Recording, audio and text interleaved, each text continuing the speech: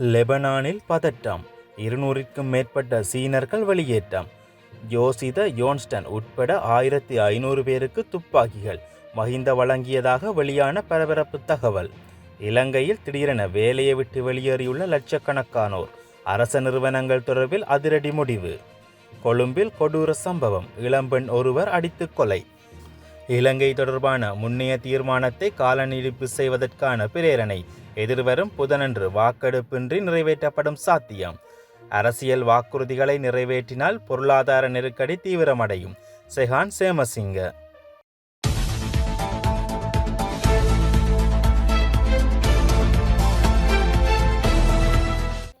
லெபனானில் இருந்து 200க்கும் மேற்பட்ட சீன குடிமக்கள் பாதுகாப்பாக வெளியேற்றப்பட்டுள்ளதாக சீன வெளியுறவு அமைச்சு சனிக்கிழமை தெரிவித்தது.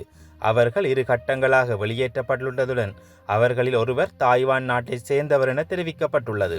பாதுகாப்பு நடவடிக்கைகளை எடுப்பதில் லெபனானில் உள்ள சீன தூதரகம் அங்குள்ள சீன குடிமக்களுக்கு தொடர்ந்தும் உதவி வருவதாகவும் தெரிவிக்கப்பட்டுள்ளது. இதேவேளை 97 தென்கொரிய குடிமக்களும் அவர்களின் குடும்ப உறுப்பினர்களும் லெபனானிலிருந்து இராணுவ போக்குவரத்து விமானத்தில் சனிக்கிழமை தென்கொரிய திரும்பியதாக அந்நாட்டு வெளியுறவு அமைச்சு தெரிவித்துள்ளது. முன்னதாக இராணுவ விமானம் ஒன்றில் லெபனானிலிருந்து புறப்பட்ட ஜெர்மனிய குடிமக்கள் 130 பேர் புதன்கிழமை இரவு பிராங்க்பர்ட் நகரில் தரையிறங்கியுள்ளனர். முன்னாள் ஜனாதிபதி மஹிந்த ராஜபக்ஷவின் அரசாங்கத்தின் காலப்பகுதியில் அவரது மகன் ஜோசித ராஜபக்ஷ, எவன்கார்ட் உரிமையாளர் நிசங்க சேனாதிபதி, முன்னாள் அமைச்சர் ஜோர்டன் பெர்னாண்டோ மற்றும் முன்னாள் நாடாளுமன்ற உறுப்பினர்கள் உட்பட 1500 பேருக்கு 1690 துப்பாக்கிகள் வழங்கி வைக்கப்பட்டுள்ளதாக தகவல்கள் வெளியாகியுள்ளன. அதன்படி முன்னாள் நாடாளுமன்ற உறுப்பினர் ஜோன்ஸ்டன் பெர்னாண்டோவுக்கு 8 துப்பாக்கிகளும், நிசங்க சேனாதிபதிக்கு 9 துப்பாக்கிகளும், ஜோசித ராஜபக்ஷவுக்கு 7 துப்பாக்கிகளும் வழங்கப்பட்டுள்ளன. அவற்றின் மொத்த எண்ணிக்கை 24 ஆகும். MM9 ரக 16 துப்பாக்கிகளும் அதில் உள்ளடங்குகின்றன. இந்த துப்பாக்கிகளை விரைவில் பாதுகாப்பு அமைச்சரிடம் ஒப்படைக்குமாறு தெரிவிக்கப்பட்டுள்ளது. இந்த துப்பாக்கிகளை எதிர்வரும் நவம்பர் மாதம் 7ஆம் தேதிக்கு முன்னர் மீள வழங்கவில்லையெனில் 1916ஆம் ஆண்டு 33ஆம் இலக்க துப்பாக்கி கட்டளை சட்டத்திற்கு அமைய சட்ட நடவடிக்கைகள் மேற்கொள்ளப்படும் என்று பாதுகாப்பு அமைச்சு அறிவித்துள்ளது. துப்பாக்கிகளுக்கு சொந்தமான ரவைகளை கடற்படைக்கு சொந்தமான பெலிசரையில் அமைந்துள்ள களஞ்சிய சாலைக்கு குறித்த தினத்திற்கு முன்னர் வழங்குமாறும் கோரப்பட்டுள்ளது. இலங்கையில் விவசாயத்துறையில் 1 வருடத்திற்கு 1 லட்சத்திற்கும் அதிகமானோர் தமது வேலைகளை விட்டு சென்றுள்ளதாக பேராதனை பல்கலைக்கழகத்தின் பொருளாதார மற்றும் புள்ளி விவரவியல் திணைக்களத்தின் பேராசிரியர் வசந்த அத்துக்கோரல் தெரிவித்துள்ளார். மக்கள் தொகை மற்றும் புள்ளியியல் துறை வெளியிட்டுள்ள அறிக்கையின்படி இது உறுதி செய்யப்பட்டுள்ளது. இது தொடர்பில் அவர் மேலும் கருத்து தெரிவிக்கையில், நாட்டில் விவசாயத்துறையில் நிலவும் பல்வேறு பிரச்சினைகளால் மக்கள் விவசாய நடவடிக்கையை விட்டு வெளியேறி வருவதுடன் நாட்டுக்கு தேவையான விவசாய பொருட்களின் உற்பத்தியும் குறைந்து வருவதாக குறிப்பிட்டுள்ளார். 2023ஆம் ஆண்டின் முதல் காலாண்டில் விவசாயத்துறையில் பணிபுரிந்தவர்களின் எண்ணிக்கை சுமார் 21,87,563 இருந்தது. இது 2024ஆம் ஆண்டின் முதல் காலாண்டில் 21,39,574 குறைந்திருந்தது. 2023ஆம் ஆண்டின் முதல் காலாண்டில் விவசாயத்துறையில் வேலைவாய்ப்பு மொத்த வேலைவாய்ப்பின் 26.7 இருந்தது. ஆனால் 2024 முதல் 25.8 வீதமாக சரிவை கண்டுள்ளது. இதன்படி கடந்த 1 வருடத்தில் விவசாயத்துறையில் சுமார் 1,47,989 பேர் வேலை வாய்ப்பை விட்டு வெளியேறியுள்ளனர். இந்நிலை நீடித்தால் நாட்டின் பொருளாதாரம் பாரிய அளவில் பாதிக்கப்படும் எனவும் பேராசிரியர் மேலும் தெரிவித்துள்ளார். நியாயாதிக்க நிறுவனங்கள் மற்றும் ஏனைய அரச நிறுவனங்களின் நிர்வாக சபை கூட்டங்கள் இடைநிறுத்தப்பட்டுள்ளதாக அரசாங்கம் அறிவித்துள்ளது. அதன்படி நியாயாதிக்க நிறுவனங்கள் மற்றும் ஏனைய அரச நிறுவனங்களின் நிர்வாக சபை கூட்டங்களை இடைநிறுத்த நடவடிக்கை எடுக்கப்பட்டுள்ளதாக பிரதமரின் செயலாளர் பிரதீப் சபுதந்திரி தெரிவித்துள்ளார். இந்த காலகட்டத்தில் அந்த நிறுவனங்களின் தலைவர்கள் நிர்வாக ரீதியில் எந்த முடிவும் எடுக்கக்கூடாது எனவும் அவர் தெரிவித்துள்ளார். அதேவேளை சில சபைகளுக்கு ஏற்கனவே புதிய தலைவர்கள் நியமிக்கப்பட்டுள்ளனர். எதிர்காலத்தில் ஏனைய பணிப்பாளர் சபைகளுக்கும் பொருத்தமான தலைவர்கள் அந்தந்த அமைச்சுக்களால் நியமிக்கப்படுவார்கள் எனவும் அவர் தெரிவித்துள்ளார். அதன்படி தற்போதைய நிலவரத்தை கருத்தில் கொண்டு நியாயாதிக்க நிறுவனங்கள் மற்றும் ஏனைய அரசு நிறுவனங்களின் நிர்வாக சபை கூட்டங்களை இடைநிறுத்தப்பட்டுள்ளதாக அரசாங்கம் அறிவித்துள்ளது. புதிய தலைவர்கள் மற்றும் நிறுவனங்களின் பிரதானிகளை நியமிப்பது புதிய அமைச்சுக்களின் கடமை எனவும் பிரதமரின் செயலாளர் மேலும் தெரிவித்துள்ளார். கொழும்பு வாழைத்தோட்டம் போலீஸ் பிரிவுக்குட்பட்ட டெக்னிக்கல் சந்தி பகுதியில் கூறிய ஆயுதத்தால் தாக்கப்பட்டதில் பெண்ணொருவர் உயிரிழந்துள்ளதாக போலீசார் தெரிவிக்கின்றனர். இந்த சம்பவம் இன்று அதிகாலை இடம்பெற்றுள்ளதுடன் உயிரிழந்தவர் 32 வயதுடைய பெண் எனவும் தெரிய வந்துள்ளது. தாக்குதலுக்கு உள்ளாகி ஆபத்தான நிலையில் இருந்த பெண் கொழும்பு தேசிய வைத்தியசாலையில் அனுமதிக்கப்பட்ட போது உயிரிழந்துள்ளதாக தெரிவிக்கப்படுகின்றது. எனினும் உயிரிழந்த பெண்ணின் நிரந்தர வதிவிட முகவரி இதுவரை அறிய முடியவில்லை என போலீசார் தெரிவிக்கின்றனர். உயிரிழந்தவருக்கு மற்றொருவருக்கும் இடையில் ஏற்பட்ட தகராறு காரணமாக இந்த கொலை இடம்பெற்றுள்ளதாக விசாரணையில் தெரிய வந்துள்ளது.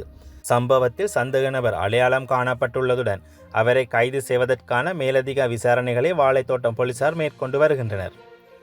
இலங்கை தொடர்பில் ஏற்கனவே நிறைவேற்றப்பட்ட 51 தீர்மானத்தை மேலும் ஓராண்டுக்கு கால நீடிப்பு செய்யக்கோரி பிரிட்டன் தலைமையிலான இணை அனுசரணை நாடுகளால் தயாரிக்கப்பட்டிருக்கும் பிரேரணை எதிர்வரும் புதன்கிழமை ஐக்கிய நாடுகள் மனித உரிமைகள் பேரவையில் வாக்கெடுப்பின்றி நிறைவேற்றப்படும் என நம்பத்தகுந்த வட்டாரங்கள் மூலம் அறிய முடிகின்றது. ஜெனீவாவில் கடந்த செப்டம்பர் மாதம் 9 ஆரம்பமான ஐக்கிய நாடுகள் மனித உரிமைகள் பேரவையின் 57வது கூட்டத்தொடர் எதிர்வரும் 11 வெள்ளிக்கிழமையுடன் முடிவுக்கு வருகின்றது. அதன்படி கூட்டத்தொடரின் தொடக்க நாளான கடந்த மாதம் 9 இலங்கையின் மனித உரிமைகள் நிலவரம் குறித்த ஐக்கிய நாடுகள் மனித உரிமைகள் உயர்ஸ்தானிகர் வோல்கர் டர்க்கரின் எழுத்துமூல அறிக்கை பேரவையில் சமர்ப்பிக்கப்பட்டதுடன் உறுப்பு நாடுகளின் பங்கேற்புடன் இலங்கை தொடர்பான விவாதமும் நடைபெற்றது. இது இவ்வாறிருக்க இலங்கையில் நல்லிணக்கம், பொறுப்புக்கூறல் மற்றும் மனித உரிமைகள் மேம்படுத்தல் எனும் தலைப்பில் மனித உரிமைகள் பேரவையில் நிறைவேற்றப்பட்ட 46 தீர்மானமானது கடந்த 2022 ஆண்டு நடைபெற்ற 51வது கூட்டத்தொடரின் போது மீண்டும் கால நீடிப்பு செய்யப்பட்டு தற்போது 51 தீர்மானம் எனும் பெயரில் நடைமுறைப்படுத்தப்பட்டு வருகின்றது. அந்த தீர்மானம் செப்டம்பர் மாதத்துடன் முடிவுக்கு வரும் நிலையில் பிரிட்டன் தலைமையில் அமெரிக்கா, கனடா, மாலாவி, வட மெசிடோனியா மற்றும் மொண்டெனிக்ரோ ஆகிய நாடுகளின் இணை அனுசரணை நாடுகள் ஒன்றிணைந்து 51 தீர்மானத்தை மேலும் 1 அல்லது 2 ஆண்டுகளுக்கு நீடிப்பு செய்து குறித்து ஆராய்ந்து வருகின்றன. அதற்கமைய இலங்கையில் பொறுப்புக்கூறல், நல்லிணக்கம் மற்றும் மனித உரிமைகளை மேம்படுத்தல் எனும் தலைப்பில் இணை அனுசரணை நாடுகளால் தயாரிக்கப்பட்ட முதல் வரைவுக்கு சகல தரப்பினரும் ஒப்புதல் பெறப்படும். அதனை பெரும்பாலும் வாக்கெடுப்பின்றி நிறைவேற்றுவதற்கு நடவடிக்கை முன்னெடுக்கப்பட்டன. அந்த வகையில் இப்பிரேரணை எதிர்வரும் புதன்கிழமை ஐநா மனித உரிமைகள் பேரவையின் சமர்ப்பிக்கப்படும் எனவும் பெரும்பாலும் வாக்கெடுப்பின்றி நிறைவேற்றப்படும் எனவும் இவ்விவகாரத்தில் நெருங்கி பணியாற்றி வரும் நம்பத்தகுந்த வட்டாரங்கள் மூலம் அறிய முடிகின்றது. சர்வதேச நாணய நிதியத்தின் 3வது மீளாய்வுக்கான திகதி நிச்சயிக்காமல் இருப்பது 4வது தவணையை பெற்றுக்கொள்வதில் தாக்கத்தை செலுத்தும். தேர்தல் காலத்தில் வழங்கிய வாக்குறுதிகளை நிறைவேற்ற முயற்சித்தால் மீண்டும் பொருளாதார நெருக்கடி தீவிரமடையும் என முன்னாள் நிதி ராஜாங்க அமைச்சர் ஷெஹான் சேமசிங்க தெரிவித்துள்ளார். அனுராதபுரத்தில் ஞாயிற்றுக்கிழமை இடம்பெற்ற ஊடகவியலாளர் சந்திப்பின் போதே அவர் இவ்வாறு தெரிவித்துள்ளார். அவர் மேலும் தெரிவிக்கையில், பொருளாதார மீட்சிக்கான முன்னாள் ஜனாதிபதி ரணில் விக்ரமசிங்க தலைமையிலான அரசாங்கம் முன்னெடுத்த தீர்மானங்களை ஜனாதிபதி முன்னெடுப்பது மகிழ்ச்சிக்குரியது. பொருளாதார நெருக்கடிக்கு நிலையான தீர்வு காண்பதற்கு முழுமையான ஒத்துழைப்பு வழங்குவோம். சர்வதேச நாணய நிதியத்தின் இலங்கைக்கான விசேட தூதுவர் குழுவினர் கடந்த வாரம் நாட்டுக்கு வருகை தந்து ஜனாதிபதியுடன் பேச்சுவார்த்தையில் ஈடுபட்டார்கள். இதன்போது 3ஆம் மீளாய்வுக்கான திகதி நிச்சயிக்கப்படவில்லை. இவ்வாறான நிலையில் 4ஆம் தவணையை பெற்றுக்கொள்வதில் பாதிப்பு ஏற்படும். சர்வதேச நாணய நிதியத்தின் 4ஆம் தவணைக்கான 300 அல்லது 330 மில்லியன் டாலரை பெற்றுக்கொள்ள ஆரம்பத்தில் தீர்மானிக்கப்பட்டது. 3ஆம் தவணை மீளாய்வு தாமதிக்கப்பட்டால் அடுத்த கட்ட தவணையை பெற்றுக்கொள்வதில் பாதிப்பு ஏற்படும். தேர்தல் காலத்தில் பொருளாதாரத்துடன் மறுசீரமைப்புக்காக எடுத்த தீர்மானங்களை மறுசீரமைப்பதாக குறிப்பிட்ட வாக்குறுதிகளை செயற்படுத்தினால் நாட்டில் மீண்டும் பொருளாதார நெருக்கடி தோற்றம் பெறும் என்பதை அரசாங்கம் கவனத்தில் கொள்ள வேண்டும் என்றும் குறிப்பிட்டுள்ளார்.